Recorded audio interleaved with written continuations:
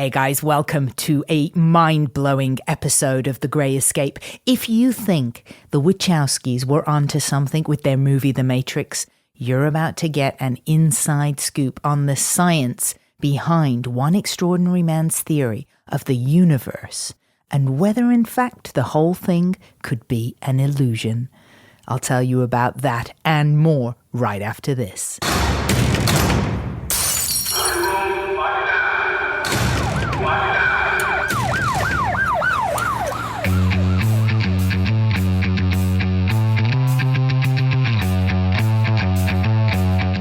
Anthony Peake is a British writer who deals with borderline areas of human consciousness. Pretty cool, right? If J.J. Abrams' show Fringe was a person, it would be Anthony Peake.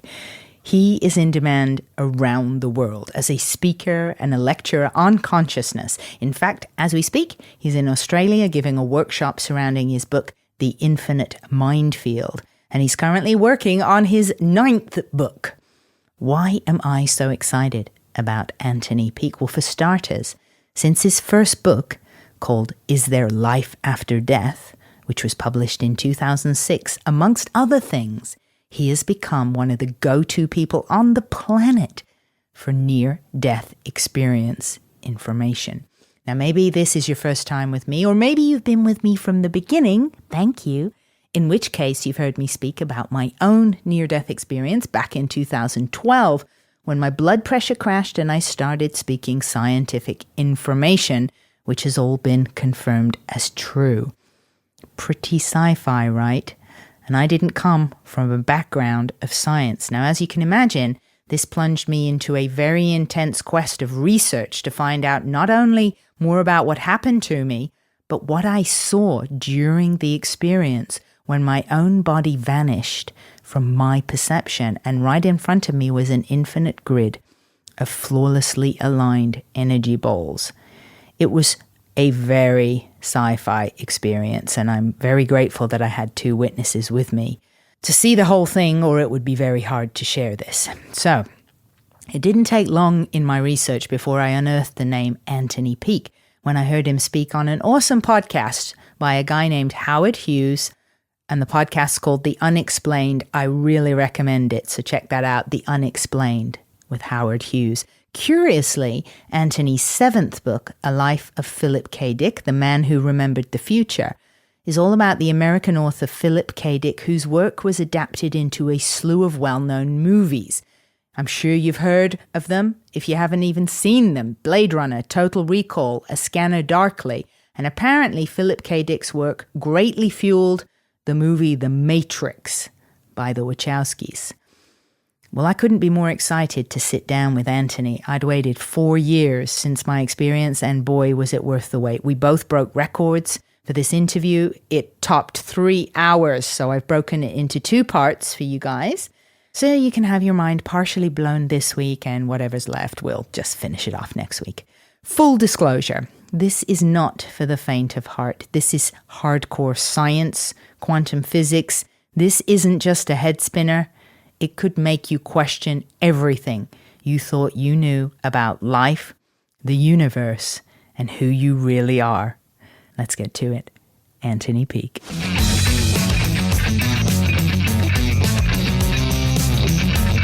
Just heard so much amazing stuff just upon arrival. I almost don't know where to start with you because you're a fountain of knowledge of so many fascinating things. But you know why I've sought you out, because I had this experience. And because of the Howard Hughes podcast. What a great voice he's got.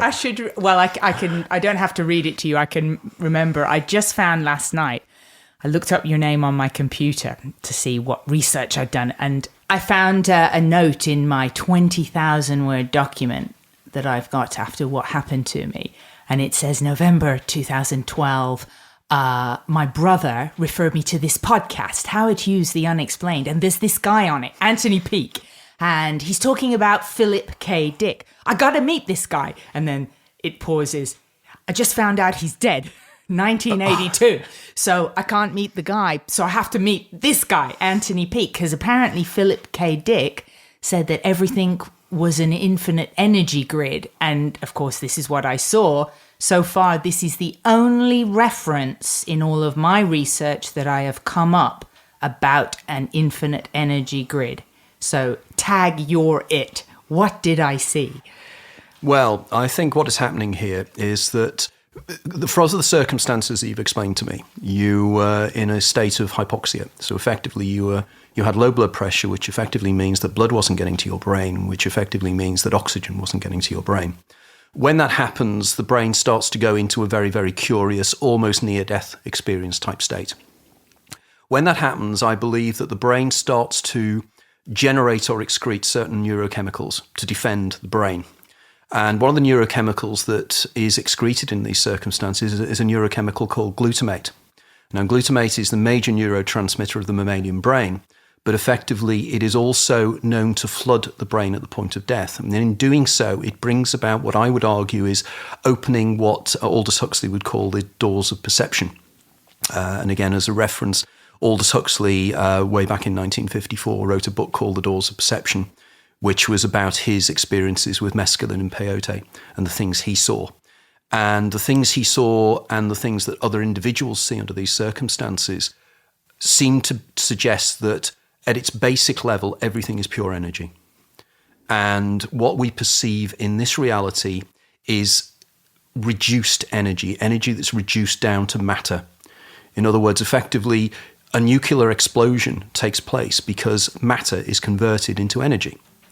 So in which case, the whole fact that a very, very tiny piece of matter can be destroyed or can be changed into a huge amount of energy very much tells us that everything is energy. And whenever anybody thinks that what is around us is solid, is an illusion. There is no solidity to anything. Effectively, research tells us that the atom itself is 99.9999% empty space, and what is inside it, in fact, is energy. There's electrons spinning round. Well, they don't spin round at all, but effectively that's the general model that they have of it. Inside you have the proton and the neutron, which effectively are made up of quarks, which are effectively squiggles of energy. So vast amounts of these things create solid matter. So it's an illusion. And under certain circumstances, there's a breakdown of the doors of perception, and people see the reality as it really is, the holographic nature of reality, the way in which reality is created by light. And of course, light is a form of electromagnetic energy. I think it was Sir Julian Jaynes, or I may be wrong, there was one very famous physicist that actually used the term that matter was bottled light. So effectively, here we have the idea that what happens is, under these altered states of consciousness, under hypnagogic states, which is the technical term for this, it's a kind of a liminal state. For instance, just before you go to sleep, you will see images in your mind. You'll see profiles of faces. You will see incredible scenery and everything else, which you seem to be physically looking at. It's called hypnagogia. If you have it when you wake up in the morning, it's called hypnopompia. And I believe all these liminal states are because the brain is in this kind of area where it can tune into different realities. And I think this is what happened to you. You saw the reality behind the reality. Again, I'm reminded of famous writers such as William Blake. William Blake said to see heaven in a wild flower. This again is the message that everything is within itself. Everything is enfolded within itself. Again, there is a great American physicist called David Bohm. And David Bohm in the 1950s and 1960s came up with his own hypothesis of quantum physics, which he called the implicate and explicate orders. And again, he argued that everything is contained within itself, and reality as we perceive it effectively is a bloody big hologram. Is he the person who coined the phrase "the holographic universe"? I know he's in the book a lot. Whether he ever actually used the term holographic universe, because of course Michael Talbot was the person that actually wrote the book, The Holographic Universe. Massive influence on me, Michael Talbot. Wonderful book. But effectively, it's intriguing how he came across this idea. He was working from the cosmological point of view, trying to understand how the universe functioned and how quantum physics functioned. And quite by chance, I think I'm right in saying that his son had read the work of somebody called Karl Pribram. And Karl Pribram was because he died comparatively recently, was a researcher at the University of Georgetown in Washington. And he had come to the conclusion that the brain works on holographic principles. The reason being that they've never been able to find the source of memory in the brain. There's a guy called Carl Lashley who spent the whole of the 1940s and 1950s doing experiments with rats to try and find out where memory was. And he concluded in the end, after all these years, that memory wasn't anywhere in the brain, which was a massive mystery. It seems that memory is all over the brain. Okay, it seems to be everywhere in the brain and nowhere in the brain. And Lashley and Pribram concluded that the only way that you could understand this was if you realized that the brain works on holographic principles as well. And also the brain works non-locally. There's something in quantum physics called non-locality, where it's effectively where if you have two subatomic particles and you create the two subatomic particles at the same time, effectively, you can put those two atomic particles in different parts of the universe. But if you do one thing to one particle, the other one will react immediately. Is this Einstein's spooky action at a distance, or is it something different from that? No, it is exactly the same. Einstein's spooky action at a distance wasn't... It's a curious thing, the Einstein spooky action at a distance. I think it was in 1935, Einstein wrote a paper with two associates called Podolsky and Rosen. And in this paper, he was trying to disprove the idea that consciousness was somehow responsible for reality. If you go back into the history of quantum physics, you'll discover that there's something called the Copenhagen interpretation. And in the Copenhagen interpretation, which was suggested by Niels Bohr and his associates and Max Born, and people like de Broglie and various other people, concluded that subatomic particles only come into existence when they are observed or they are measured. Before that, they are in a waveform, a statistical waveform, that they could be located anywhere. By the act of observation or the act of measurement, you make a subatomic particle choose to be in a particular point rather than in somewhere else. Okay?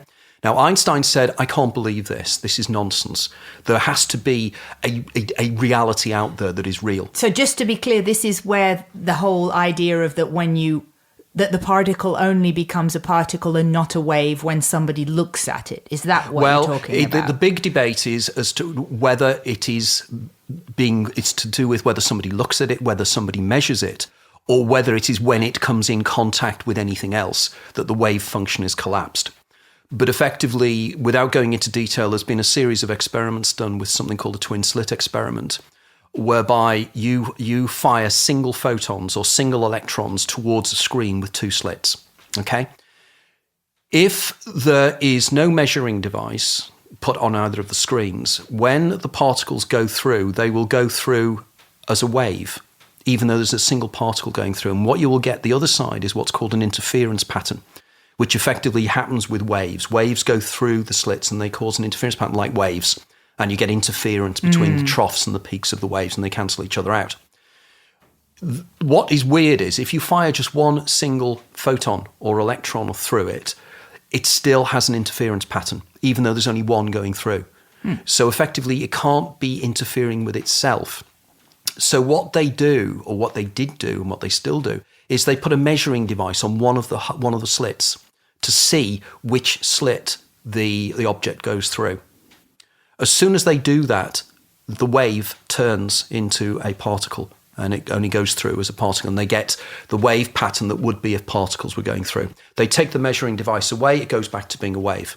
And the only way they can conclude what this means is that in some way the electron and the photon know it's being looked at. See, yeah, that's the first thing. This will sound very silly, but the first thing that pops into my mind with that is that the photon has an awareness. It's like a celebrity who's walking out of a restaurant. If they know the paparazzi's there, they're going to be putting their makeup on. There's an awareness, like the behavior will change of the photon, right? An intelligence and an awareness of it. Well, there is, that's a wonderful analogy. I've never heard that. The paparazzi theory of the photon. The Kim Kardashian of quantum physics Absolutely. is this photon going through this slit. The Kim Kardashian theory, I think we're onto something. It is very intriguing in the sense that, again, going back to David Bohm argued that the wave function itself actually has some form of process whereby it knows what it's doing. Without going into detail, he came up with something called the pilot wave theory.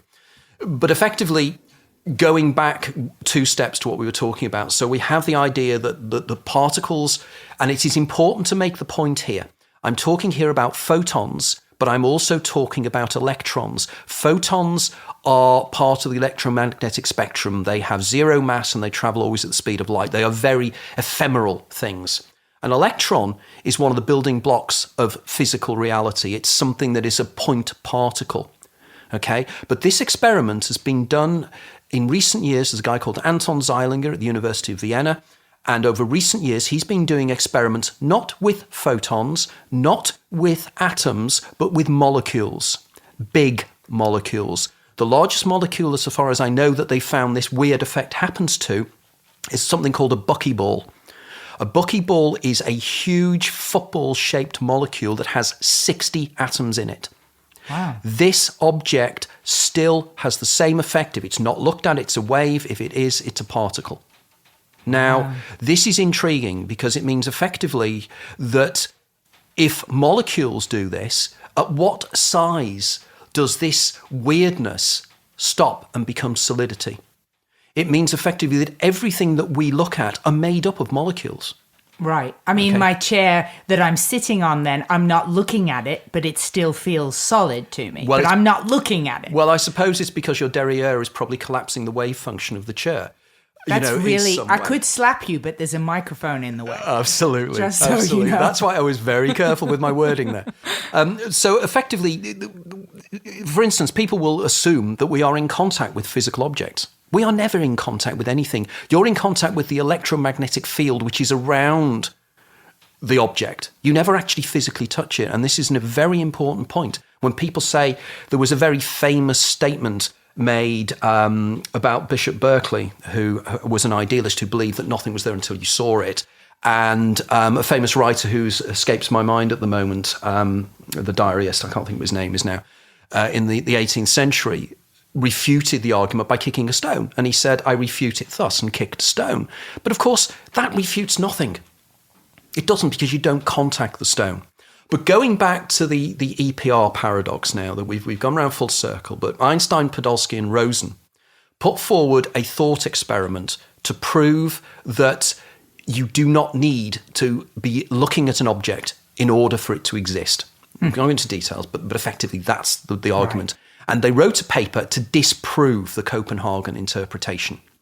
In 1964, there was an Irish physicist at CERN called John Bell. And John Bell picked up on this theme, and he wrote a paper based upon the EPR paradox. And effectively, he proved mathematically that Einstein was wrong.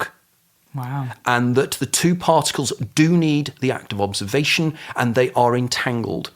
He only did it theoretically, but in 1982, a guy called Dalibard and a guy called Alain Aspect at the University of Paris Institute of Optics did an experiment where they effectively proved that you take two particles, you entangle them, you put them into different directions, you do one thing to one and you observe it, the other one immediately collapses. In other words, particles have spin. It's spin is the term we use, but it's not necessarily spin in the way we understand it. And one can be either spin up or spin down. So when the two particles are together, one will be spin up, one will be spin down. But because they are in this, they haven't been observed. They haven't decided which spin they're going to be. And they'll always be the opposite of each other. But what they find is that they take the particles apart, and if you observe one and see that it's spin up, the other one immediately knows that its fellow particle has been observed and collapses from a wave into a particle, and it has the opposite spin. And this has all been proven? Oh, it's absolutely proven. It's been proven time and time again. The guy I mentioned earlier, Anton Zeilinger, has been doing this. He's been doing this along the Great Wall of China. Wow. They've bounced light off the moon. Apparently, I didn't know this, but when the moon landings took place in the late 60s, early 70s, they left mirrors on the moon. So they can bounce lasers off the moon. So you can bounce a laser off the moon, and they found the same thing happens. Wow. They can actually bounce photons off this. I mean, a horrible analogy pops into my mind about the yin-yang sort of image. If you say that the one, if it spins up, the other automatically goes down. Could this be, if somebody's having a great life, someone on the planet is paying a price for it and having a horrible life? I would like to hope not. The good analogy of this, David Bohm came up with a wonderful argument. David Bohm argued that at a deeper level of reality, this is telling us something very significant, because he argues that, in fact, the two photons or the two electrons at a deeper level of reality are the same particle. It is just that we're perceiving them as two, whereas they're singular. And he uses this wonderful analogy, and I love this one. I mentioned this in my first book. He said, imagine a scenario that we're in communication with some aliens, and these aliens are on another planet somewhere, and we can't communicate with them any way other than by film.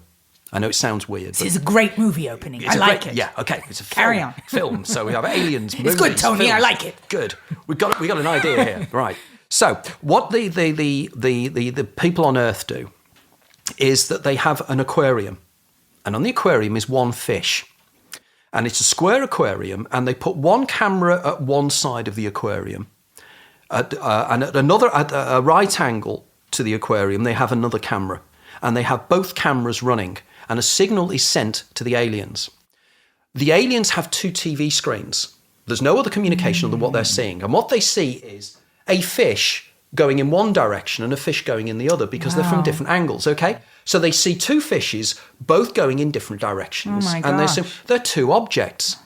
Until one clever alien, call him Philip K. Dick, this clever alien says, hold on a minute, when that one moves that way, the other one seems to have a kind of mirror movement. Right, a different angle on it. Yeah, so the aliens both think that there's two particles, but in fact it's one, and it's our level of perception that tells us that there are two. And Bohm said that at a deeper level of reality, everything is everything else. We are all part of a singularity. Therefore, this is why the two things can communicate. Because, of course, the problem that Einstein pointed out with the EPR paradox was, if one particle, you do thing to one particle, and the other one instantaneously reacts, even though it's 10 light years away, that violates the idea that nothing can travel faster than the speed of light, including information. And that was his argument. It violates the theory of relativity. But if they're the same particle, there isn't any transfer of information, because they will know automatically. Of course. And this is one of the how physics is moving now. Quantum physics, people turn around and say, oh, quantum physics, it's not that mysterious, it's not that strange, it can be explained. As Niels Bohr once said, if you are not amazed by quantum physics, you haven't understood it. Right. For instance, one of the most famous quantum physicists of the late 20th century was a guy called Richard Feynman. Richard Feynman was the guy that did the research on the O-rings when Challenger went down. So effective, really, really top scientist. Richard Feynman once suggested, in seriousness, together with another guy called John Wheeler, that everything we perceive is one electron travelling at infinite speed. Wow, it's just doing a lot of work. It's just doing a lot of work, Right. and it's rushing around. But It's a type A electron. it is alpha and It's alpha the show off electron. of the universe. It's like, hey, Mars, look at me. I got them thinking there's a whole planet here. And it's the Kim Kardashian one, because it wants to be seen everywhere. Right. So it has to be seen everywhere, and it probably is. It's the Kardashian subatomic particle. But effectively, if this is the case, this would explain that everything can communicate with everything else instantaneously, which means that distance is the issue here. We assume that there is distance between objects. Say, for argument's sake, that distance itself is an illusion. And people like Ernest Mach, some of the greatest philosophers, used to argue this. Some German philosophers used to argue it. That the only reason that there is distance between two objects is because there are two objects. If there was only one object in the universe, what would happen to space? Is space something between things, and it has an existence even if there was nothing in it? Or does it need objects in order to be space? And these are very deep philosophical concepts that nobody's really thought, well, people think about all the time, but nobody really has answers to.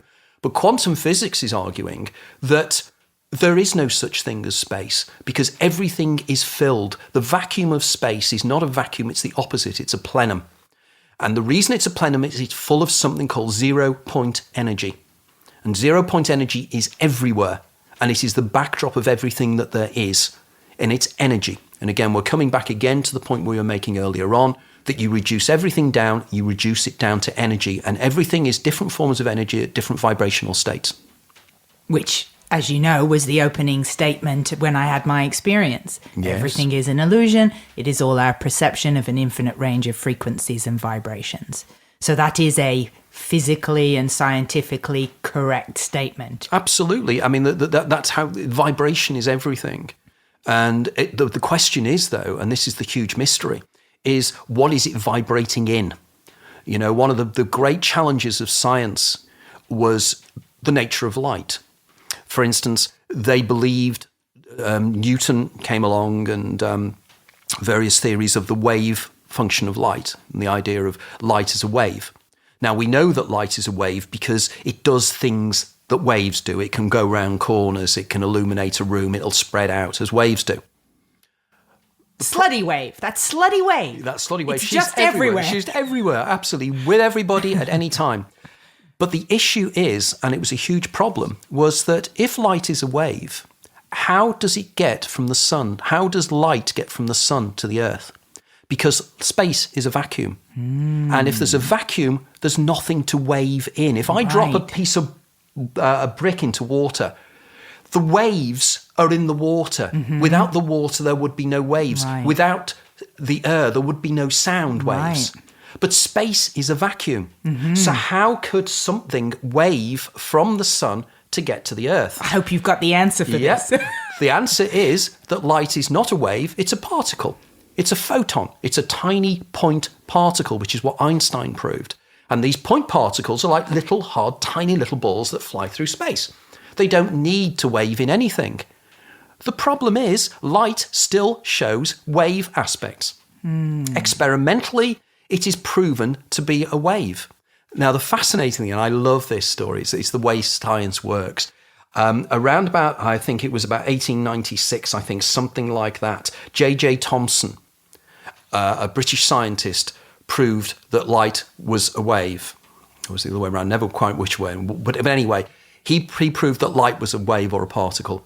In the 1920s, his son proved that light was a particle or a wave. So we have two conflicting, not theories. Because awful Thanksgiving dinner with these guys. They wouldn't get on, would they? Like father and son, right? Both opposite opinions. One would be firing particles, the other one will be waving through the door. Right. As he left. So the issue then is light a wave or is it a particle?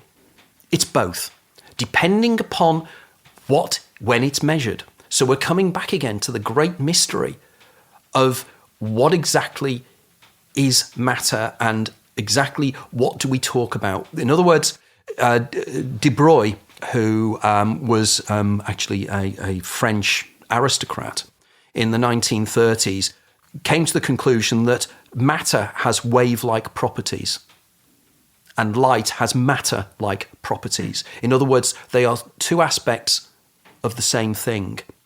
Now, in many ways, I agree with Einstein that there's hidden variables. We haven't gone far enough down the rabbit hole to really understand the true nature of reality. But I think the true nature of reality is what we actually know as human beings. And what do we know as human beings? The only thing we know with absolute certainty, and I know people will say this is quoting Descartes, but the only thing you know with absolute certainty is that you are something experiencing something. You are something inside your head looking out at a physical reality that is being recreated by your brain inside your head. In other words, whatever is out there, it is not necessarily what we perceive to be out there. For instance, I call this electromagnetic chauvinism. We believe that what we see that with our eyes is what's really out there. But we're only seeing a very, very tiny part of the electromagnetic spectrum. Light is just a tiny fraction. And I used an analogy in my book, The Infinite Minefield. I just spent ages. I was really, really pleased with this. I tried to find a way of showing this graphically or put it into somebody's mind. And I thought the Mississippi River. Mississippi River would be a great analogy. And what I say is that the electromagnetic spectrum from the infrared to from radio waves right down to, X-rays, the wavelength is really close and really tight. And then it's huge with radio waves. Right in the middle of all that is light. Now imagine that huge spectrum is the Mississippi River, starting in the little lake up in Minnesota, wherever it is. I don't know where it is, somewhere far north anyway. And it works its way down to the Gulf of Mexico. Visible light would be just over an inch, about 18 miles south of Hannibal, Missouri. Wow. Okay? But we believe that we see everything. Right. If you could ever have a rational conversation with a bumblebee would tell you, the world you see isn't like it at all. I see the world in the infrared. You could turn around and a bat would argue, I see the world in sound waves. Sound waves come back and I build a model of the world based upon sound waves. Which one is correct? Right. And of course, none of them are correct because they're all their perceptual apparatus, which is actually inwardly creating a model of what reality is. Right. In which case we internally model our reality. Now, if we internally model our reality, where is the reality? Is it outside us or is it inside us? Is in fact the brain itself creating the reality around us? When you said about, the visible light, this actually came during my experience when I was speaking of the information that I had previously had no knowledge of. But it came up, and part of what I was saying was that we can't really see. Our perception is so tiny. And I'm talking about this while I'm ice cold and saying we think we can hear, but we can't really hear. We're only hearing a tiny amount of what's out there. We're only seeing a tiny amount of what's out there. We're technically blind. But I also said, and again, it's me that was saying it, but I feel the information was coming from somewhere else, that we're evolving and that this isn't how it's supposed to be, and that we're evolving to the point that we will be able to, whether it's in 1,000 years, however many years or however much time, we will be able to hear full spectrums and see full spectrums and somehow process the information. And I even said we shouldn't even need to talk. We should be able to all communicate with each other without speech. So it's interesting that you brought that up. Well, your experience itself intrigues me. I presume that your listeners will know about your experience. I've mentioned it in other episodes. But clearly your experience is an intriguing one because it reminds me very much of my own experience with something called the lucid light device, which we touched upon earlier on when we were discussing various things. The lucid light device is an invention by two Austrians, Dr. Engelbert Winkler, who is a consultant psychologist, and Dr. Dirk Prokol, who's a consultant neurologist. Engelbert Winkler had a near-death experience when he was a young man, has always been intrigued by near-death experiences, and is the reason he started to study psychology. And he's also fascinated by the way in which, when he's working with his young clients, that they react far better when they're talking to him in bright sunlight. Sunlight seems to bring out a more conducive way of actually the client-patient relationship. So he contacted his friend Dirk to see if Dirk could generate internally or some kind of light that he could have in his clinic that could illuminate the room in a natural way. And from this, they started to experiment and realize that, you can play with light. And they were aware of some of the work done in the 1950s and the 1960s by a guy called Brian Gysin. And Brian Gysin worked with light in a certain way, shimmering light, because the story goes that Gysin was down in the south of France and he was on a bus. And in the south of France, they have those tall, high trees. And he was looking at the sun setting through the trees. And the trees started to call the flicker effect. Yeah. And he started to feel really strange and started to be having visions and everything else. Gysin tried to take this as far as he could, but of course he wasn't a neurologist. He wasn't a psychologist like these two guys were. So what they've done is they built this device using the flicker effect and stroboscopic effects to bring about altered states of consciousness. Now, around about 8 years ago, they invited me down via a mutual friend called Evelyn Olasa-Valerano, who's an NDE researcher in Geneva. Evelyn contacted me and said that Dr. Winkler has read your first book, is blown away by it, would love to meet you, and also wants you to test out this lucid light device. So arranged to see them, go down to Geneva, and halfway through the afternoon, Engelbert and Dirk turn up with this device. Now, again, using a movie analogy, if anybody can remember the 1950s movie, The War of the Worlds with Gene Barry, the aliens in that, it looks just like that. It's kind of like a stalk, and it just looks at you, okay? They wheel it in, and I think, woo, this looks a bit crazy. And they wheel it in, and they say, right, we're going to give you the strongest dose. So just sit in front of it, close your eyes. And again, this is on YouTube. It's videoed on YouTube, so you can see the flickering effect as it takes in. Unfortunately, you don't see what I saw for obvious reasons. So I'm sitting in front of it, close my eyes, and there's the flickering. And after about 2 or 3 minutes, I'm going, nothing's happening here. What am I going to say to them? What am I going to say to them? I'm going to have to make something up. And then suddenly, bang, out of my right visual field, there's a flash of blue light. And from my other visual field on the left-hand side, red light. And they start to spin like a tunnel. And I'm feeling I'm being sucked into this tunnel. Then my eyes start to vibrate in my head. And at that point, I got nervous. And I said to Derek, my eyes are vibrating. And he said, it's all right. It's an effect. Don't bother. It's not dangerous. Right. So I'm sitting there having these really kaleidoscopic things. And it was really fantastic. And then I noticed something in my extreme right periphery vision. And if anybody out there or anybody understands, I'm a classic migrainer. So I know certain visual images I get. They're called scotomas, where you have a breakdown of your vision. It's called castellation. It's kind of a fizzy thing you get in your vision. And you know it's part of your aura state before you're going to have a full migraine headache. Or not, if you're like me and you have a classic migraine, you don't have the headache, you just have all the cool, weird effects. And I could feel in my periphery vision, I could see kind of like a scotoma fizzing down here in my extreme visual field. And I said, can I look at this? I can see something down at the bottom of near my chair. I don't know what it is. And they said, yes, you can, because your brain's encoded it. So I looked away, and even now, I cannot believe what I saw.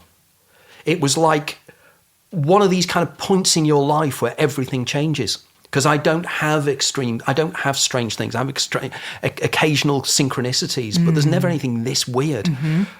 I was hovering around about 20 miles above the surface of a planet. Wow. I could see the curvature of the planet. I could look down. I could see what I thought were maybe cloudscapes or something else. But there were blue lines running in a checkerboard pattern to the edge of the planet, and there was a blue fizzing light around the edge. And being the hero I am, I said, turn it off, because it scared me so much. And it disappeared. Now, subsequently, I spoke to a friend of mine who I'll be meeting in Australia next week when I'm down doing a series of lectures in Melbourne. A guy called Robert Bruce. Not the Robert Bruce, but... Robert Bruce, who's into the out-of-body experiences, yes. Yeah, and a few weeks later, I spoke to Robert about this, all right? I was doing an interview with Robert or something, I can't remember. And Robert said, have you looked at the back page of my book? And I said, no. And he said, look at it. And I looked at it, and he said, is that what you saw? And I said, yes. And he said, you saw the astral plane.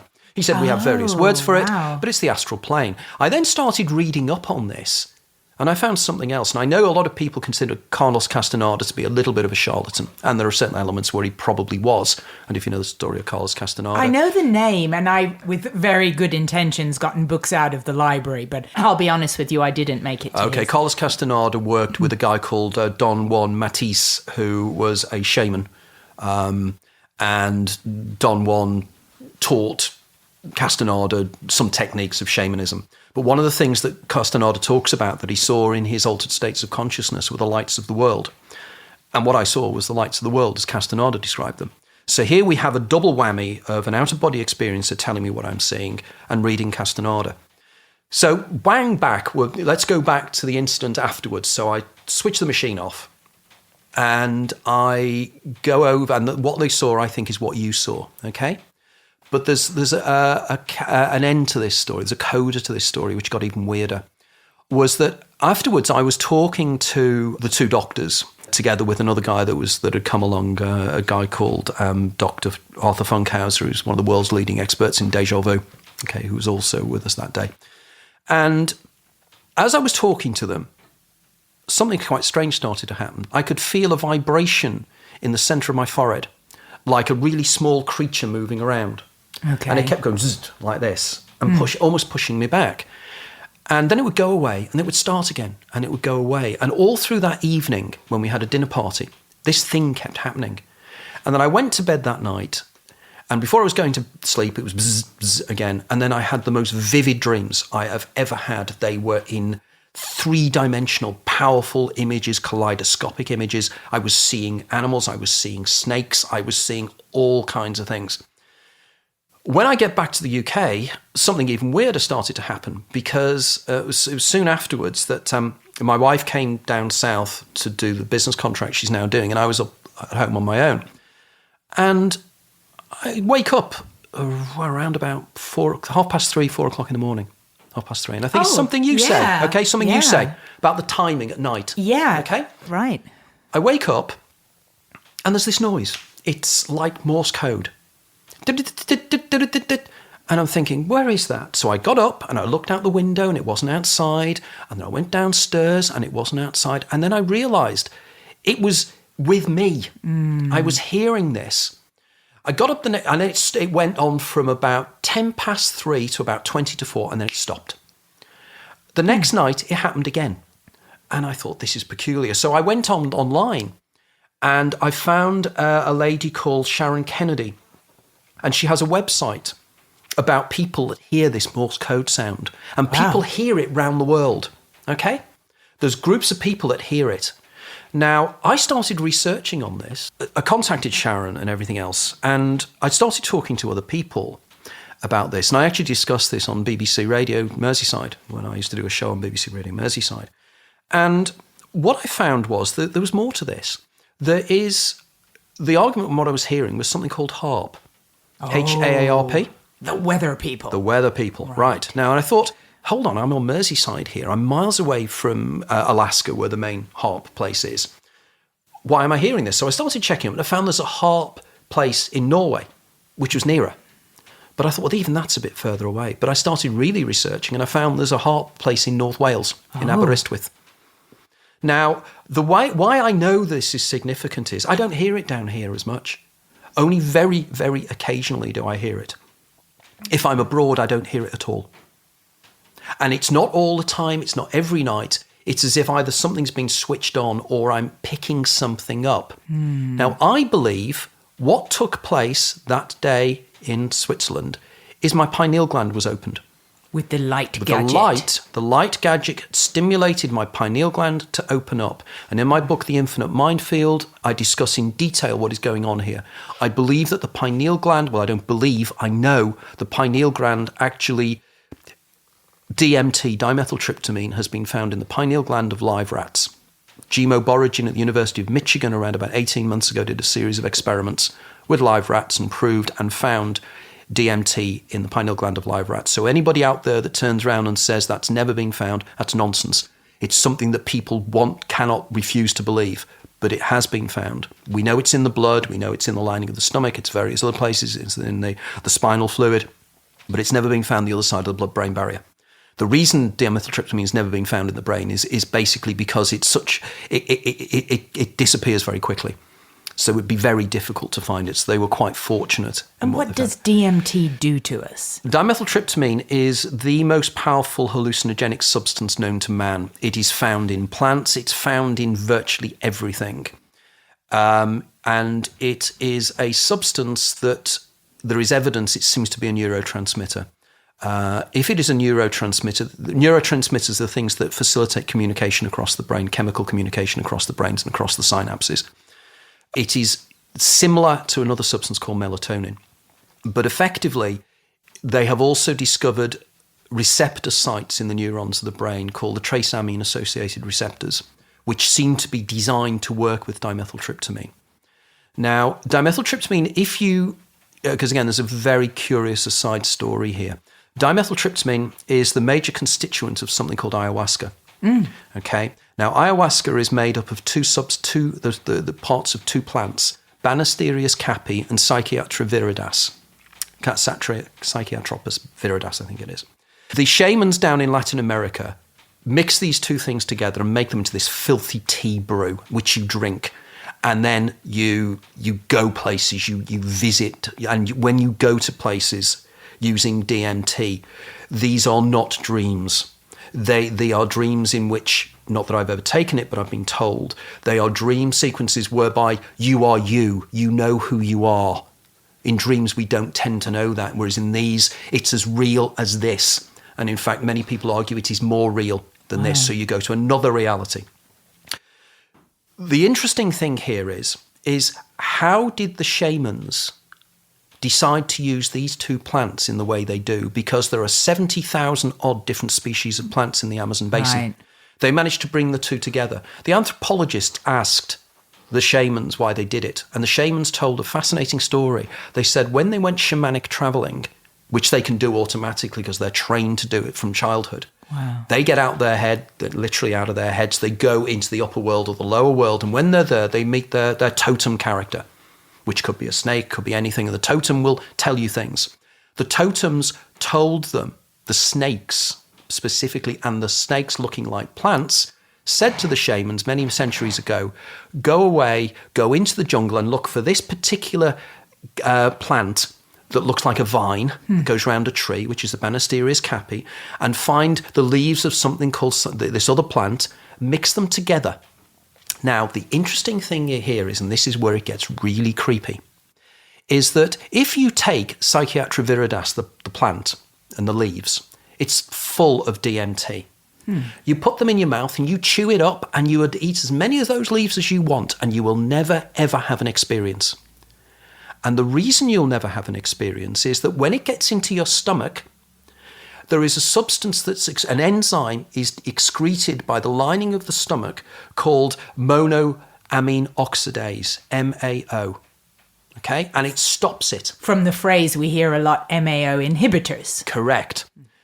Now, the Banisterius caapi contains an MAO inhibitor, which stops the MAO being effective, which means that the DMT goes through into your blood system, into your brain, and you have the experience. Right. So the two plants, quite by chance, are the right plants to make sure that the experience happens. Right. So who are these snakes? Right. I believe the snakes is our own DNA. I believe that the snakes are symbols of DNA. It's DNA communicating with us. Why is the DNA communicating with us? Because the time is now right for us to either evolve or move on. And how do we move on? DNA wants us to move on.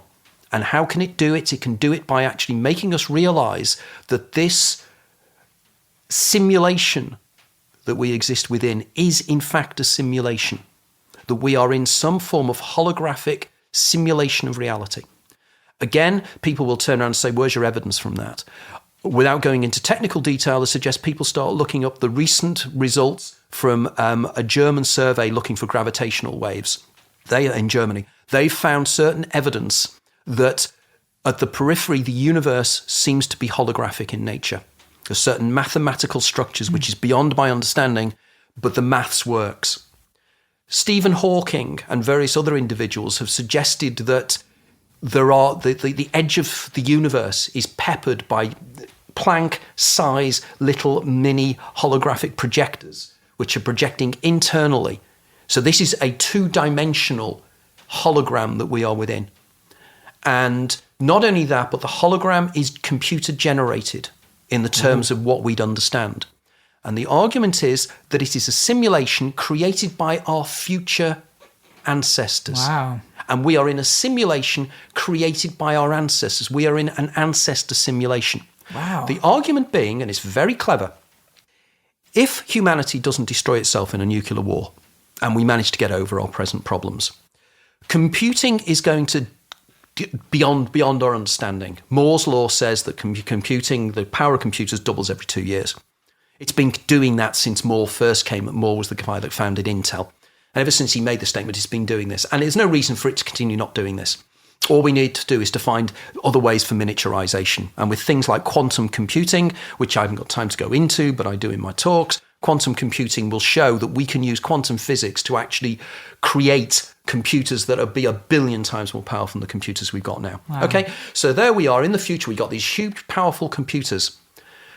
we have simulations, we have computer simulations, we have the Oculus Rift, we have ways in which we can put ourselves into what seems like three-dimensional simulation space.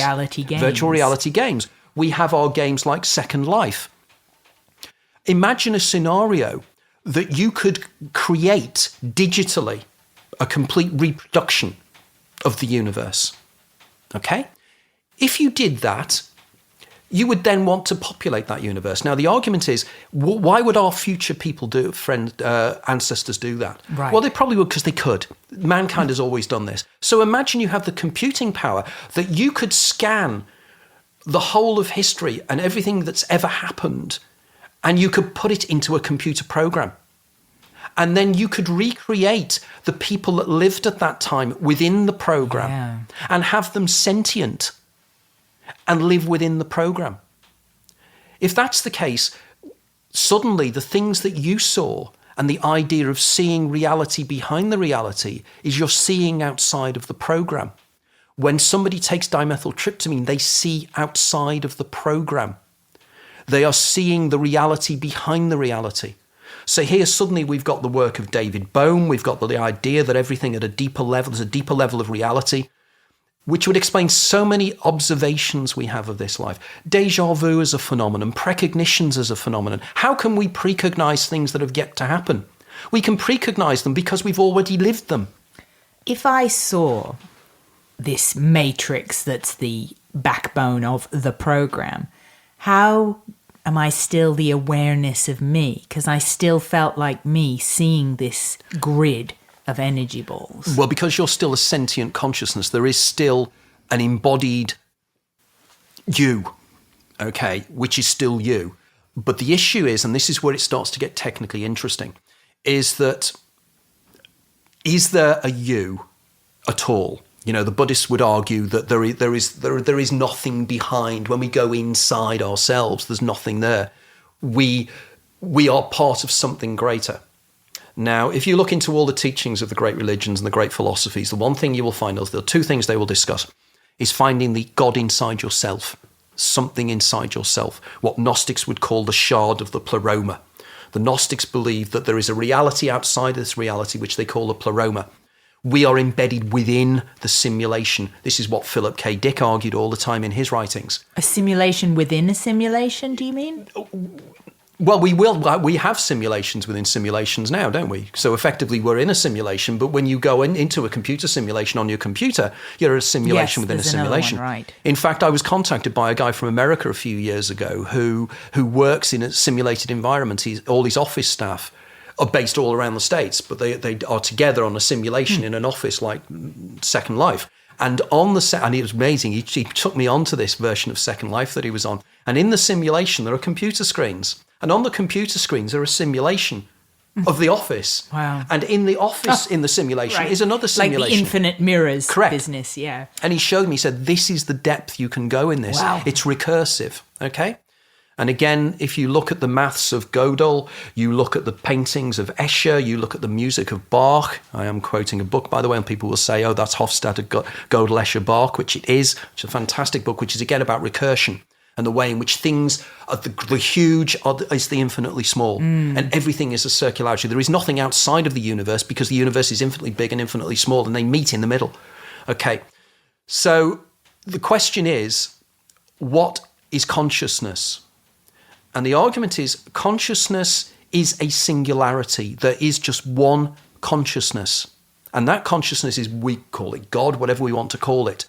And we are all embodied parts of that consciousness experiencing itself subjectively within a simulation. And we suffer from amnesis. When we are in the simulation, we forget we are part of the greater whole because it can't be real if we didn't. If we knew that we were, it wouldn't be real. It has to be real. And the only way it can be real is that each element of the simulation has to believe that this is real. Okay? Again, Philip K. Dick argued this. Anamnesis is the realization that you're in a simulation.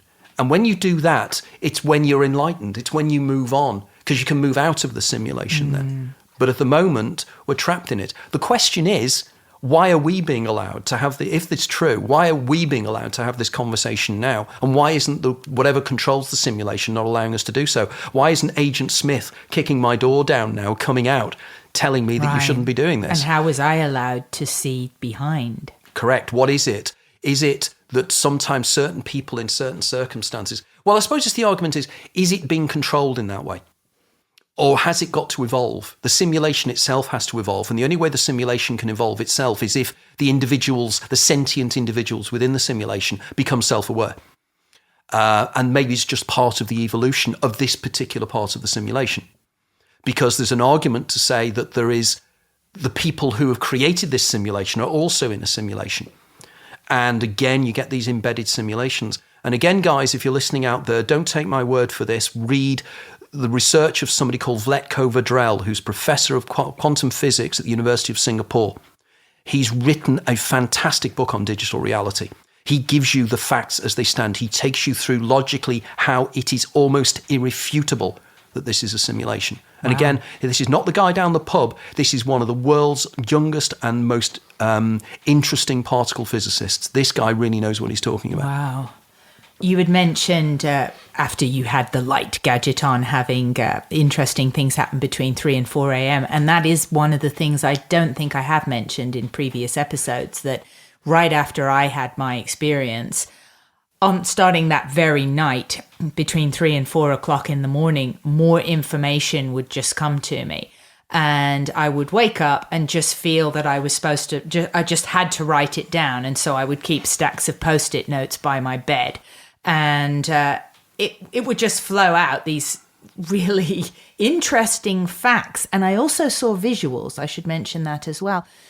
But I mean, really kind of astonishing stuff I was writing down, but deep down it was coming through with a very deep sense of truth, even though I had never been exposed to information like this.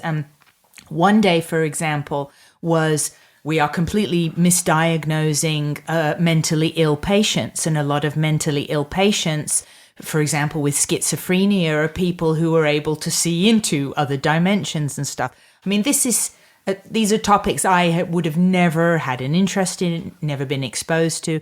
And an enormous amount of synchronicity was happening. And my brother was guiding me through this because I couldn't just tell anybody what I'd gone through because it sounded so nuts. Hey, you know, everything's an illusion. My body disappeared and I was in an infinite grid of energy balls speaking scientific information. Like, I didn't even tell my own parents for quite a while. But my brother, I could trust. And when I phoned and told him about this, you know, we're misdiagnosing the mentally ill. And he goes, just yesterday, I listened to an interview with David Icke, and he just said the exact same words that you've just said to me. You know, so then I go researching David Icke. I mean, I was desperate for clues on what had happened to me, where this information was coming from. And some of the visuals were to do with the nature of time. And I saw them both 2 nights in a row. And one of them was I saw a piece of paper falling. Again, this is between 3 and 4 o'clock in the morning. I mean, completely bizarre. I see a piece of paper falling, but I see all of its spatial occupations at the same time, like the Matrix bullet time, I guess. I could see the paper in all the positions it was going to go through during the fall at the same time. And then another one was that I saw a little pebble or droplet, this is 4 years ago now, something drop into water, but the ripples moved imperceptibly slow. And my translation of this, my understanding of what I was being shown in kind of layman's terms, is that our perception of time is way off. Our time is really slowed down. I mean, just to that point that you could really see paper in all the stages of falling through space. So, and these are just tiny little things of this, all the craziness that was happening after my experience. Right. Okay. Well, there's so many things there we can pick up on. The first one is, I don't know if you're aware of what happened to Philip K. Dick in 1974. In February and March 1974, he had what he called his 2-3-74 experience. And he called it his theophany. And in this, he had experiences bizarrely similar to your own when he was living in Berkeley. And he had experiences where he saw things like you saw. He was given information download. It confused him so much that he started writing something called his exegesis. And I really strongly suggest you check out reading Philip K. Dick's exegesis, because there'll be so much synergy you will find there between your experiences and his. In fact, for the last few years of his life until he died, he was so preoccupied with this, he wrote a series of novels based upon it. So his novels such as Valis and Radio Free Albemuth all discuss in great detail the visions he saw in semi-fictionalized ways. There's also a movie that has recently come out, which has actually been produced by a friend of mine called John Allen Simon, called Radio Free Albemuth, which I strongly advise you check out because it's probably one of the best movies made on Philip K. Dick. Wow. And again, John is somebody maybe when you get back to California you might be interested in interviewing, because he's a very interesting character. Now, the other thing that fascinates me by this whole thing is I believe that we are living our lives again. I believe that the simulation runs time and time again, and that rather like Groundhog Day, we live our lives many, many times. And part of us remembers that past life. It's something I call the daemon. And the Eidolon is the embodied part of us within the simulation. Now, if it is the case that you're living this life again, and I'll assume, as a very quick question, do you have déjà vu sensations? I have strong intuitions more than déjà vu, I'll be honest, just strong feelings of this is important. Even when you talked of the twinkling light through the trees, that was coincidental to me, because just within the last week, I experienced going in the car and the light filtering through and it affecting me and making me feel almost a little nauseous, which is how my experience started. And I had the intuition come of there's a significance to this light flickering. Okay. And that happens a lot. Okay. I tend to argue that if you get strong déjà vus and regular déjà vus, it's because you've lived this life before. People who don't get any déjà vus at all are what we call virgin lifers. Who are living your first life, you're laying down the first life, as it were. But effectively, the circumstances here could be, and Philip K. Dick argued this as well, and in my book, Philip K. Dick, The Man That Remembered the Future, this is the central theme of the book. Because Philip K. Dick claimed that many of his novels were based upon events that were about to happen to him in his own future, if that makes sense. Wow. In other words, he wrote one particular novel where his central character was at an all-night gas station, and the character meets a black man and assists him by giving him some money. Many years after he wrote that, he went out one evening late at night to his local all-night gas station, and as he was wandering around the gas station, he thought, this feels strangely familiar. And he then bumps into the black man and he helps him. He had a series of incidents in another of his novels where there is a young woman who is having an affair with a police officer. That's in the novel. And then many years later, in 1973, he ends up having a relationship with a young woman with exactly the same name, who one day announces to him as they go into a bar, she stops him and she says, oh, we can't go in there. That man over there is a police officer. I'm having an affair with him. Phil was convinced that his mind had back created from his own future self. Okay. And the reason I've got an expression, which listeners won't see, but this is what I had happen a lot to me.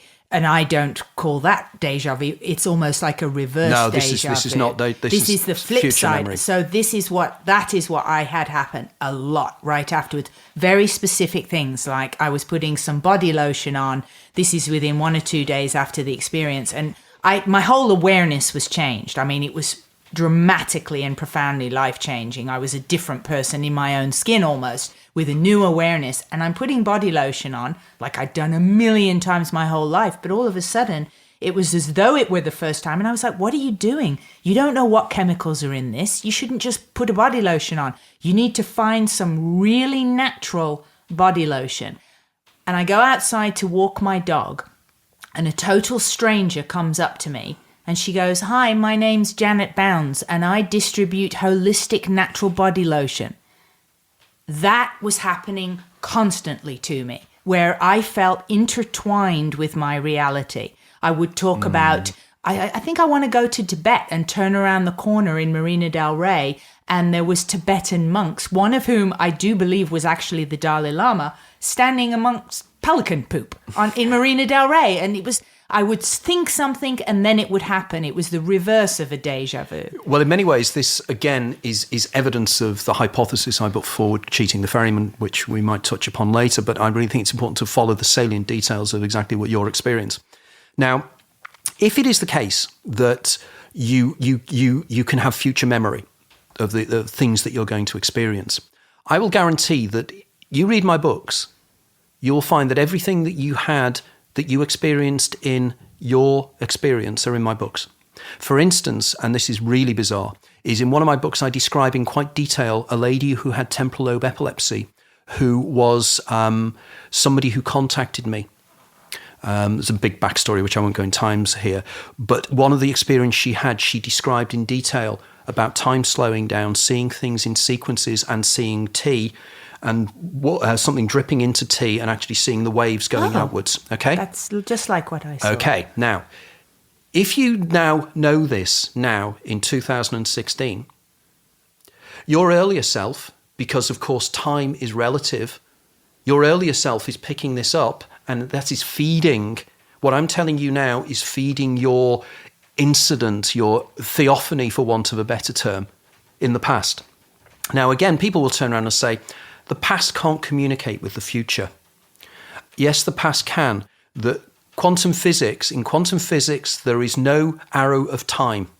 Okay? One of the things that has been argued many, many times, one of the latest areas of quantum physics, comparatively latest, is a theory by a guy called John Cramer. And John Cramer has written something called the transactional hypothesis of quantum physics. And John Cramer argues, so you know where you have matter and antimatter, okay? Although you should probably explain what exactly antimatter is. Effectively, antimatter was first suggested by an English physicist called Dirac in the 1930s. And effectively, it's the mirror image of normal matter. So you will have an electron which has negative charge, but there will be, in antimatter, there will be an electron that has a positive charge, which is called a positron. Okay. And he theorized that every single subatomic particle has its mirror image. At that time, it sounded like science fiction, but it was a way of explaining certain observed phenomena. Subsequently discovered that antimatter does exist. So anybody that thinks antimatter is part of Star Trek, it does exist. In fact, it does exist because if you have a PET scan, it's positron emission tomography. They use positrons. Positrons are literally antimatter. They are positively charged electrons. One of the arguments that's been put forward is a positively charged electron, a positron, is an electron going backwards in time. Wow. Okay? So, and Cramer argues that electrons going backwards in time positrons interface with electrons going forwards in time. And when they hit each other, they cause interference patterns, which explains the twin slit experiment. It explains how a single electron can interfere with itself when it goes through. It's not interfering with itself, it's interfering with a positron that's coming in the other direction. Okay? If this is the case, it means the backwardization in time is possible, which means the backward communication in time is possible, which means effectively that the future can influence the past. And I give an example of this, and it's one of the major areas of my book on Philip K. Dick. Philip K. Dick predicted his own death. He predicted his own death in a quite precise way because I managed to get hold of a series of letters he wrote to his pen pal, a lady called Gloria Krentz Bush, who was living somewhere in the States, and he was writing to her. And in one of the letters, it's a typewritten letter. I can actually show you later if you want. It's actually a typewritten letter. And in it says, Gloria, I think I'm becoming precognitive. He then says, last night I had a series of powerful hypnagogic images. I saw undersea cities, I saw things swimming in the water, and then one clear, precise image. Lying face down between a settee and a coffee table, I saw a portly, middle-aged man. And then she says again, I think I'm precognitive. Okay? That was in 1975. 1982, Phil doesn't turn up. for one of these regular meetings in Berkeley with people like Tim Powers and his other writer friends. They used to meet every Tuesday. He didn't turn up. On the Wednesday, they go round to his house and they had to break the door down. They break the door down and they go in to find Phil lying flat on his face between a coffee table and a settee. He had seen his own death circumstances in a hypnagogic dream sequence. And he knew it was precognitive because he said that in the letter. Now, that to me is powerful. In fact, that is so powerful. There is a documentary that's going out on French and German television in the middle of February where I'm interviewed. And one of the images they use in the documentary is they actually took an actor on the floor in those circumstances as part of the documentary to actually say this is how interesting Phil was. So everything you're now perceiving is backwardization of your future experiences. Everything I'm telling you now is actually feeding and creating the hypnagogic images of your past. Because when you're in a hypnagogic state, it's timeless. You are outside of time. Therefore, all the information field, or what David Bohm would call information. And this hypnagogic state is what you believe I was in. This is what near-death experience is, as well as when we're falling asleep. Correct. It's this straddling of consciousness and being unconscious. I argue it is the place where dimethyltryptamine, when it's released just as you go to sleep, technically what it is known, it's known as REM intrusion. Okay. REM intrusion, there's a known phenomenon called sleep paralysis. And sleep paralysis is when you wake up in the middle of the night, and many people experience it and they can't move. I've had this. Okay. And they feel like something's sitting on their chest. Now, this is a known phenomenon, has been known for centuries. For instance, I would suggest that if anybody who's not seen the painting The Nightmare by Fuseli, the Swiss artist, there's a painting and it's got a woman lying on a bed and there's this little thing sitting on her chest. The thing on the chest and the pressure on the chest is brought about because when we are asleep, or when we're in a sleep state, there are certain neurochemicals in the brain that are released into the body which literally paralyzes the body. The reason it paralyzes the body is to stop you enacting what's happening in your dream, because you could damage yourself. You know, you're having a fight, you move around, this kind of thing, or you hit your partner. Could be dangerous. So what happens is when you're in sleep state, the body is paralyzed. But sometimes you can wake up while you're still in the sleep state. And this is called REM intrusion, random eye movement, where you're sleeping. You're asleep, but you're awake. You're in both places at the same time, which means that you're in the dimethyltryptamine dream state and you can't move. Now, what people report is something called the hag in these circumstances, where they'll look in the corner, there will be a cowled figure. There will be some figure in the room, a darkness in the room. This is all part of the phenomenon. And this is because you are conscious in that liminal state between vibrational states. Now, sometimes people can, and this is really fascinating in my next book, Opening the Doors of Perception, I'll be discussing this, is some people wake up in this state, get up, go to the bathroom, clean their teeth, go downstairs, have their breakfast and wake up again. And then they wake up again and they go downstairs, clean their teeth, have breakfast, get in the car, go to work. They're in the office having a cup of coffee, look out the window and the window looks weird. They're back in bed again. They wake up again. There's one guy that contacted me. He'd had 12 of these in one day. He'd got to the late afternoon the last time. And as he said to me, a guy called Gabadon, who lives in Birmingham, he turned around to me and he said, how do I know when I woke up the last time whether I was really awake? Yeah. And that's true. And that's again the idea of this could be a dream state. There could be another waking state, because in dream state, time expands. We know from lucid dreaming that time expands.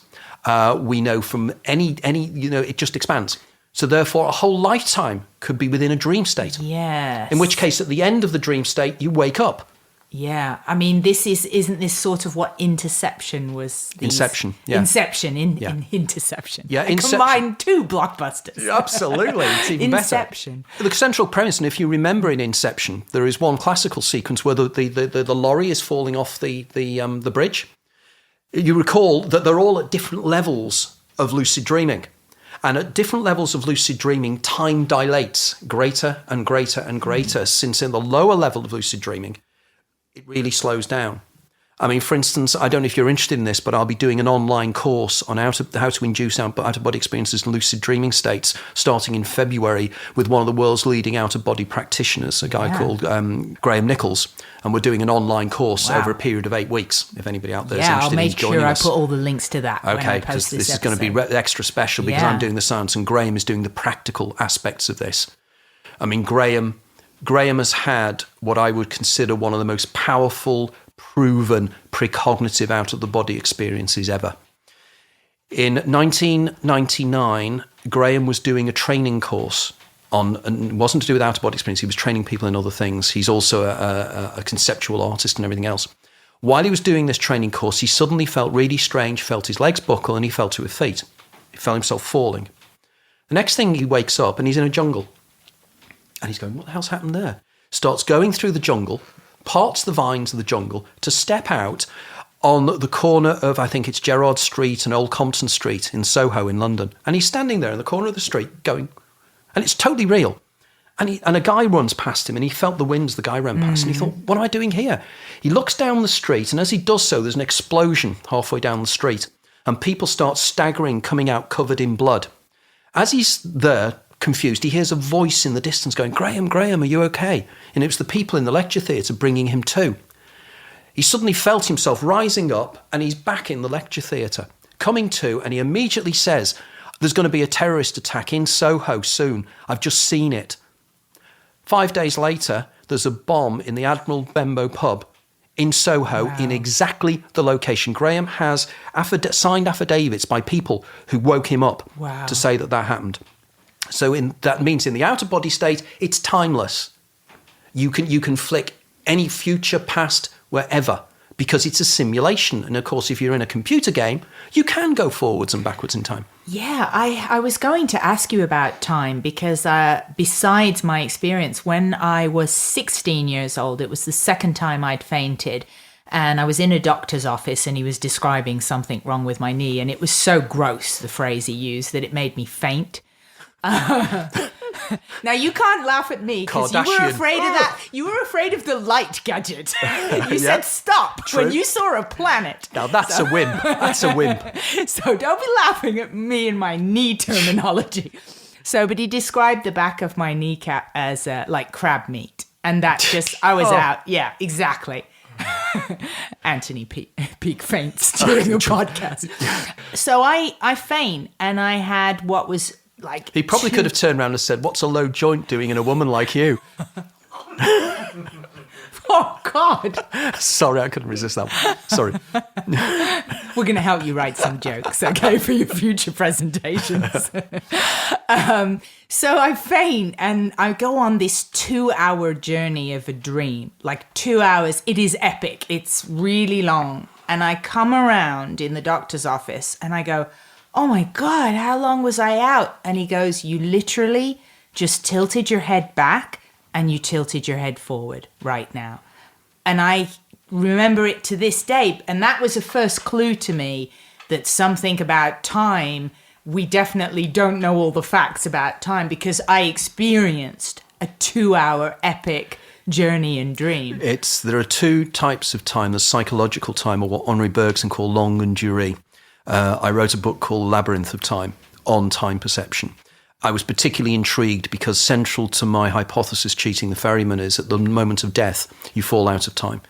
Time slows down for you. Relative to you, time slows down. So in the final seconds of your life, you can live a whole lifetime. Okay? Now, what intrigued me about this was I came across the writings of a guy called Maury, Maury, who was a French psychologist in the 1880s, 1890s. And Maury describes in one of his books a dream he had when he was a young child, when he had some kind of fever. And in the dream, he dreamt that he was involved in the French Revolution. And he was part of Robespierre and Marat and the group that actually overthrew the French monarchy. And he then became part of that group. And he made lots of decisions and he was involved in the decision to actually execute the king and everything else. But like most of those individuals, given time, he fell foul of the rest of them. And he ended up being sentenced to death. He goes for a trial. He gives his own speech in the trial. He's then found guilty. He's then taken through the streets of Paris in a tumbril. He's taken to the Place de la Bastille, where he stands in front of the guillotine. He then makes this long, impassioned speech in front of the guillotine. Then he puts his head down to have his head chopped off. And as he does so, the headboard of his bed fell back and hit him on the back of the head. His brain had back created a whole dream that lasted hours on the instant. Wow. To create a dream to accommodate the fact that his bedboard had fallen on the back of his neck. Now, that says to me that time doesn't just dilate in dream sequences, it can expand back in itself. Okay? But we know that human perception can perceive the future. We know that. And again, for people to turn around and say it is not proven, I would turn around and say, read certain experiments that have been done in recent years. One's called a cutaneous rabbit. There's something else called the phi phenomenon, PHI, as in the Greek letter. And there's something called the Libet intention to flex experiment. Wow. All of these show that the human brain perceives information before it actually happens. Oh, I saw something like this in the documentary I Am that Tom Shadyac did as well. And I've read about where they hook people up, their eyeballs and their brains to images. Yeah. And they find that the brain reacts to horrific images or happy images before they pop up. Correct. It's the work of a guy called Dick Bierman and Dean Radin at the Institute of Noetic Sciences. And Bierman and Radin did a series of experiments where what it's to do with, it wasn't their eyeballs, it's the conductivity of the skin. Okay. And if we're in a fear situation, the skin conductivity changes. So the skin conductivity was changing in anticipation of the next picture being horrible. There is a counter-argument to this, and it's important to actually point the counter-argument. And the counter-argument is, what they did was they had a series of images, and all of them were nice, fluffy kittens, and then suddenly there'd be some kind of road crash, and it'd be awful. There's something called the gambler's fallacy, and it needs to be applied here. And the gambler's fallacy is, say you are betting on whether it's going to be red or white on when you're gambling. The more times red comes up, the more you believe that the next one is going to be white. Even though it's a fallacy, statistically, it's always 50-50. Right. But you believe that there's more chance of it coming up. So if these people are looking at all these images and they have a series of nice ones, the more nice ones they get, the more they think the next one is going to be a horrible one. Yeah. And their skin conductivity goes up. So that could be an explanation. I'm not saying it is. No, but it's great that you present the other side. But there is the counter-argument to say that, and this is, I think, what people like Shermer and people in the Skeptical Inquirer said, that you could actually prove this to be the case. Because I'm somebody that takes both sides of the equation, and I very much, I don't just accept things totally. But I think that experiment was very, very powerful. But the phi experiment is even more interesting because it's to do with how we perceive colours. It's to do with movement, and it's to do with, it's too complex to explain here now. But effectively, look it up. It's on my website. I cite it many, many times in many of my talks, but it is intriguing. It means that we can perceive something before it's happened. But this could be simply that the brain buffers information like a computer does. In other words, we are always behind time by around, initially they thought about 0.6 of a second. In other words, the brain buffers things to give us a holistic image of what's happening around us. Because as you know, light travels at a certain speed. So the imagery you're seeing will be reaching your eyes quicker than sound waves will. Like if you're in a garage, an underground garage, and somebody slams a car door, there's a certain distance where up until a certain distance, it's simultaneous in your mind. Right. But after a certain distance, you see the difference. The car door slams, and then you see the car door, and then you hear the sound a split second later. Like with lightning in a storm. Correct. They believe the brain buffers this to keep this the way we're doing it. But there's been research done by a guy called Dylan Haynes in Germany. And Haynes has been doing information where people react to certain circumstances. And what they do is they embed an electrode in somebody's brain, and they ask them to flex or to grab something. Okay? They've discovered that, and this is part to do with somebody called Benjamin Libet who did this initially, is that we've already started the movement at the moment we think we've decided to do something. So it means we're always behind reality. Now, on YouTube, if you look up a guy called Marcus de Satoy, Sautoy, and time delay, you will find bits from a TV program, British TV program, science program called Horizon. And de Satoy goes to visit Dylan Haynes. And Dylan Haynes proves to de Satoy that he could be up to 8 seconds behind external reality in his perceptions. And you see Marcus de Satoy, who's a mathematician, sitting outside the research centre, and he's going, I can't believe that. I cannot believe what I've just discovered is happening in terms of how consciousness works. But this proves that reality is processed by the brain, and it's all internally processed by the brain. So there's no mystery here. So this, I just want to be clear on this flex thing. So you're saying that the arm is moving. The muscles, the parts of the brain, we have 2 parts to our brain. We have the conscious part of the brain, and then we have the sensory motor part, which acts automatically like your blink mechanism. These are not done by consciousness. They're done automatically. What Libet did was they tested, and I think, again, they probably used sensors in the brain, and they asked somebody to flex their muscles, like, move their muscles or move their hand and bring their fingers in. They found that the brain had already decided to move before consciousness had decided, I'm going to now move my hand, which meant that free will is an illusion. We think we have free will when we decide I'm going to flex my hand, but something in your brain has already decided to do that before you've even thought about doing it. Now, this experiment, it's Benjamin Libet, caused a sensation when I think about 1967, 68, something like this. And since then, we're pretty damn sure that we're behind time all the time. This is why we have the phenomenon of you jump before you hear a sound. Have you ever noticed that? You hear a bang, and your body's already gone like that. Yeah. And this is because, again, it's this intention to flex. Your body has already perceived the sound and has reacted to it before your brain has had the time to take the sound waves in and process it inside your brain. Wow. I mean, could this just be a reflex? If somebody's telling you to flex your hand, or if you hear a bang, your body has a reflex. It's a reflex. Just the same as someone hitting your knee. It is a reflex. The intention to flex, the reason they took the intention to flex was because it's not the same kind of reflex. Whereas, there is a reflex. If something falls off the table, you'll automatically grab it. That is a reflex, and your brain will have already done that. Because you're being told Because you're being told to flex. So it's an intention. Nobody's stinging your hand to make you flex it. You've got to decide, I'm going to flex my hand. But this is again the mysteries of perception. Perception in general. I use this analogy when I do my lectures. Is that you are seeing the world now. You are looking out of your eyes and you're seeing this huge 3-dimensional wraparound image in depth of what's outside you.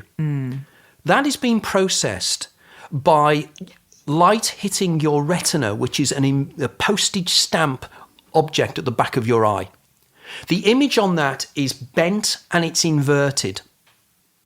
That image is converted from photon and electromagnetic energy into electric energy, which then goes to your visual cortex at the darkest part of your brain, behind you at the back of the brain. It is then recreated by the brain from that tiny image to this huge image that you see outside of the world.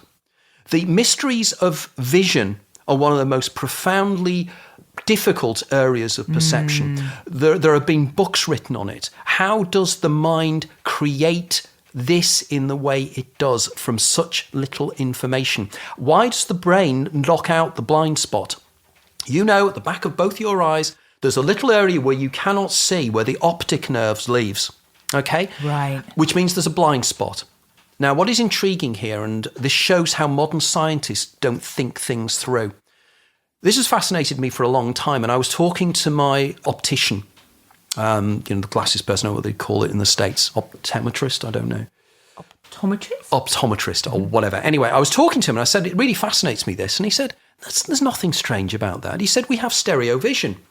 So effectively, when you're looking at things, the blind spot is taken out because you're looking through 2 eyes and it just overlaps.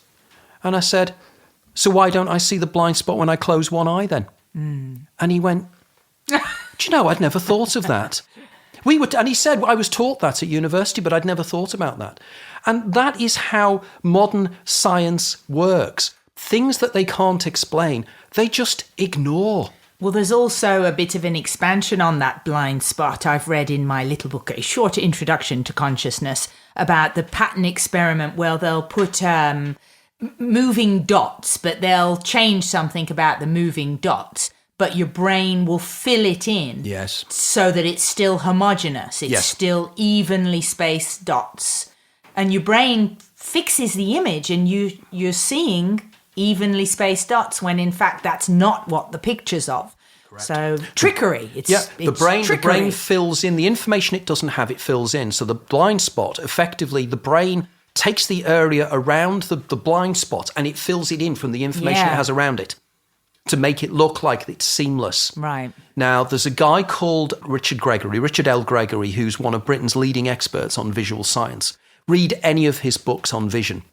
Again, he's a proper scientist. He's a research scientist. He's fantastic. And again, his books on vision say this all the time. There's a guy called Alve Noy, who is a philosopher who's written an amazing book called Is the Visual World a Grand Illusion? It's again dealing with the mysteries of vision, how vision works. We then spot on then to hallucinations. Hallucinations are inner images that we see. Dreams. People never think about this before. I see in a dream. Something is visually being stimulated in a dream. I see things, I hear things, but these things are not being stimulated by my eyes, but there is still light in dreams. So where does this light come from? And I argue there is an inner light. And there is a guy called Istvan Bokken, who is a guy that I really admire, who's a research scientist in Hungary, and he's been working with something called biophotons. Actual cells of the body give out light. Oh, yeah. They give out electromagnetic radiation. Therefore, the brain itself creates inner light for hallucinations. So when you're in an hallucinatory state, you're in this three-dimensional reality, when you're in a lucid dream or whatever it is, that is real. It is just as real as external reality because they are both created by the brain. And this is where people miss the point. They say it's an hallucination. Hallucination is just a label. It's a label that scientists put on something and say, we've now explained it. I call it the labeling theory of science. If you can call it something Latin, even better, because the lay people will be completely confused. Right. So somebody has an hallucination. Well, that's explained it. I always say to scientists, explain what a hallucination is. Then you get a problem. Oliver Sacks, the late Oliver Sacks, who died last year, one of my great heroes. He's a psychiatrist in New York. He's English, but he's a psychiatrist, was in New York, that deals with anomalous perceptions. He wrote an amazing book called The Man Who Mistook His Wife for a Hat. In fact, have you seen the movie Awakenings? Robin Williams. Yes, I would have seen that film. Robin Williams plays him in the movie. The Awakenings was written by Oliver Sacks. It was about L-Dopa and the way in which people had fallen asleep in the sleeping sickness in the 1920s. And you remember that they wake up in the 1960s when they're given this substance called L-Dopa. Was it just lithium or something that woke them up? L-Dopa. Oh, L-Dopa. Yeah. And for them, they'd fallen asleep at 17 in 1926, and suddenly there was no time, and they were waking up as an old person, realising that whole their life had gone. But anyway, he writes about these subjects, and one of his last books was called Hallucinations. And he particularly deals with, and a subject I deal with in my new book, the Opening the Doors of Perception, is a phenomenon called Charles Bonnet syndrome. And Charles Bonnet syndrome is something that is experienced by people who are losing their sight. My mother, the first time I came across Charles Bonnet syndrome, my mother lost her left eye with malignant melanoma when she was in her late 50s. She nearly died. They had to take her eye out within a couple of days. Okay. And they gave her another eye, a fake eye, which looks just as real. Really weird, it even moves. But a few years ago, when she started to develop Alzheimer's, she turned around to me one day, she goes, there's children everywhere. And she said, little people. And I said, what do you mean, Mum? She said, yeah, they're walking around me. They're always round me. And they're singing and they're dancing. And I said, Mum, there's nobody in the house. And then another day she said, the old gentleman that I see in the kitchen, he's very kind. And I said, Mum, there is no old gentleman. And I then went to the doctors and I read up about this and took her to the doctors. And I said to the doctor, she's got Charles Bonnet syndrome. The doctor had never heard of it. I said, what? Never heard of it. And I said, it's a syndrome when people lose sight, they start to see little people. Wow. Okay? Now, what is really weird, now this is a really freaky thing, which I discuss in detail in my new book. A few years before, my mother was walking home onto the village that she lives with my aunt. Both widows, both lost their husbands, so they spent a lot of time together.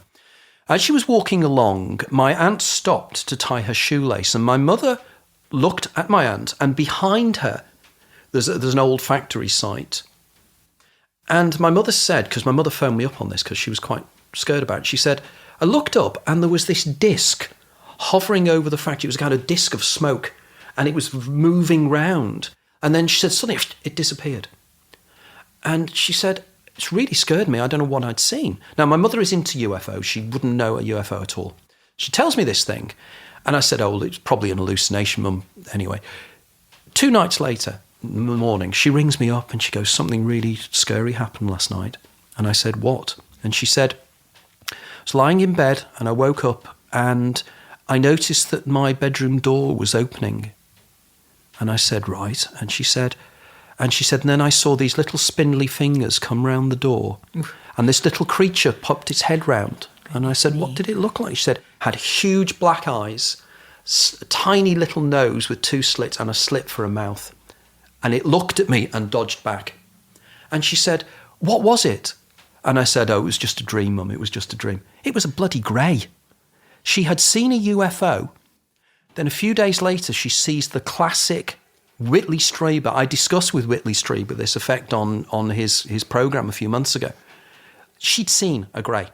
I mean, to argue as you did, where you present the both sides, could she not have been exposed to this sort of imagery throughout your work? And no, she wouldn't have ever known, because when I got into this work was years after. I left home 1973. Okay. And I've only ever been back to visit. Okay.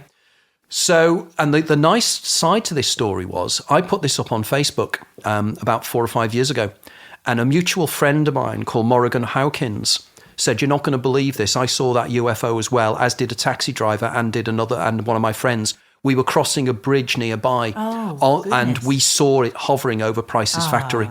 Wow. And you're going, wow. And again, if anybody's interested, just check up what Morrigan Hawkins has said on Facebook, vindicating that what she saw was in 3-dimensional space. Now, I think this is linked in many, many ways to her developing Alzheimer's, because she has Lewy body Alzheimer's now. She's just not with us. She's just a body. She's just not working anymore. And in my next book, I have a whole section on Alzheimer's and the way Alzheimer's people are starting to open the doors of perception. And there is an author who I interviewed recently on my own site, who's also published by one of my publishers, Watkins, who has written a book called The Gift of Alzheimer's, a lady called Maggie Latourelle. And what Maggie did was she worked with her mother through the last years of her life with Alzheimer's, and she kept notes of the things her mother was saying. This woman was precognitive. She was seeing things that she could not have possibly known. One example. There was what Maggie's mother lived up in Scotland. Maggie lived down in London. Maggie had been, a few days before she went up to Scotland to visit her mother, she'd been on Google Earth, and she'd looked at her mother's house on Google Earth. And on Google Earth was a photograph taken for 3 or 4 years ago, and Maggie's Mini was in the drive when the photograph was taken. She thinks that's really strange. The Mini's in the drive. She goes up to see her mother. Her mother's sitting in the room, very non-communicative. She walks into her mother's room. Her mother turns around and said, Maggie's been looking at the Mini. And just as Maggie says in the book, and she has incident after incident after incident. And the reason is that when you have Alzheimer's, you develop, because Alzheimer's and this seeing little people is linked, because it's known as being a part of Alzheimer's, you're starting to break out of the simulation. You're getting into the world you were in your dream sequence. I believe people that have migraine can do it. I think people that have temporal lobe epilepsy do it in their aura states just before they lose consciousness. And lately, I've been doing a great deal of research on children who have autism. Autistic children are precognitive. There is a researcher in America at the moment called Sharon Hennessy Powell, Dr. Hennessy Powell, okay? Again, you can look up her work. She was interviewed on Opera a few months ago as well, and I interviewed her recently and had a few phone calls with her. Young girl, totally autistic, can only communicate using a keyboard. Okay? So they're they're working with her, or one of the trainers is working with her. And her mother said that she's very good at maths. She can do mathematical equations. So they brought in a mathematics student, and they asked the maths student to ask the little girl questions, and the little girl would type the answers. And she would type the correct answer. So they'd give her, say, what's 20,000 divided by da-da-da. And she'd put it on the board, and she was always right, or 90% right, or whatever. But what happened one day was they were thinking, God, she's amazing. She's a savant. She obviously is a mathematical savant. Until one day, the mathematician was a bit bored. And when she was thinking of the questions, she started thinking in binary notation, zeros and ones, rather than normal notation. And the little girl wrote down 10111011. And she realised the little girl wasn't mathematical at all. She was picking up her thoughts. So then she thought, if you are picking up my thoughts, type what I would say, type I love you in German. And she typed Ich liebe dich. Good grief. Now, this particular paper that she's written, that Diane Hennessy Powell has written and everything else, has caused a sensation in the States. For obvious reasons. Because this proves that people who are autistic are telepathic. There's telepathy taking place here.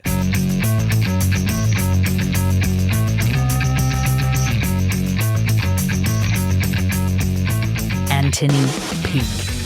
I told you guys. How's your mind?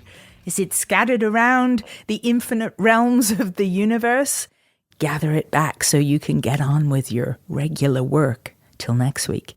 As always, links, bonus info will all be posted at thegreyescape.com. Massive thanks to Anthony for taking time out to meet with me. We will continue next week with part 2, right where we left off. And here's some of my own info for you guys, because I keep digging stuff up too. The planet has a resonance. It's called the Schumann resonance because it was discovered by a guy named Winifred Otto Schumann. It's 7.83 hertz. That's the pulse of the planet. Well, guess what? The healthy frequency of your brain is, yes, that's right. According to James Russell's documentary, Resonance, Beings of Frequency, your brain is also best functioning at 7.83 hertz. So being in tune with the planet keeps us healthy and happy. And when the frequency gets messed up, we become the opposite. Sick and unhappy. Depressed. Guess what messes up the frequency? Wireless routers, cell towers, your cell phone. Yeah, so not just the birds and the bees that are being decimated by the planet's use of cell phones. So if you want to get a dose of some good old-fashioned healthy alpha brainwaves, get outside, get out of town, into some nature, and switch your gadgets off in your bedroom before you go to bed at night, because they trick your brain into thinking it's still daytime. So even when you're asleep, your body doesn't do all that repairing it's supposed to. Okay, that's my little vent. I want you guys to be healthy and happy, and I want to see you back here next week with me on The Grey Escape. So make sure you subscribe on iTunes so you don't miss part 2 of Anthony Peake, the holographic episode. I'll catch you next time on The Grey Escape. And I'm Natalie Gray. Or am I?